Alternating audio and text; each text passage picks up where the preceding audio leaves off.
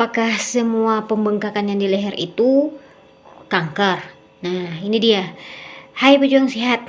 Nah, jadi aku selalu jadi pertanyaan seperti ini ya. Terus padahal aku udah jelaskan kalau aku ini pejuang kanker tiroid ya. Masih ada juga lagi yang ngebahas kakak kena hipertiroid ya atau kakak hipotiroid ya. Nah, aku ini kanker tiroid. Jadi kanker tiroid itu ya, kanker tiroid itu udah nggak punya lagi tiroidnya gitu.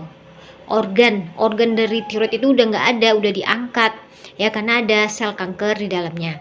Jadi kalau untuk yang hipertiroid atau hipotiroid itu, mereka itu masih punya organ tiroidnya yang masih bisa diselamatkan ya, dengan mengkonsumsi obat ya, obat dari obat untuk menormalkan hormon itu ya. Jadi kalau misalnya ya, kalau kalian menanya gitu, kakak apa? Ya aku ini kanker tiroid, bukan kayak hipertiroid atau hipotiroid yang masih ada tiroidnya.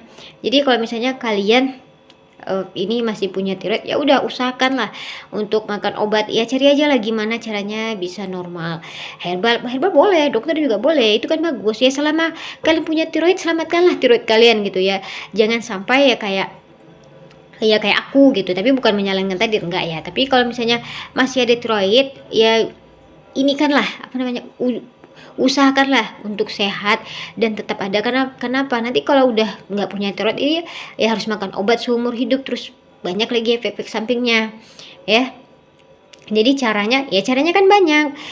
Kita kan wajib ikhtiar ya, bisa pakai herbal gitulah, terus makan sehat gimana caranya supaya normal gitu, cari-cari aja, sharing-sharing sama teman nggak apa-apa, tapi tetap dengan pengawasan dokter gitu.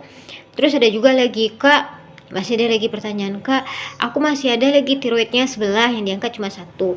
Ya kalau misalnya masih satu ya kalian tentulah nggak dikasih dokter makan obat hormon, kan masih ada pertahanannya sebelah.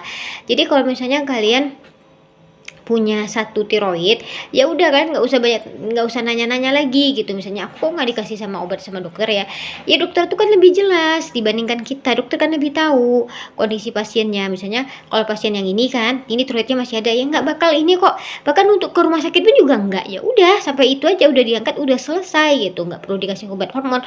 Kecuali kayak aku gitu yang sama-sama nggak punya tiroid, nah itu kan wajib untuk makan obat seumur hidup untuk kontrol tiap bulan. Nah, dan bukan hanya dengan operasi aja, karena kan masih ada lagi pengobatan selanjutnya seperti ablasi.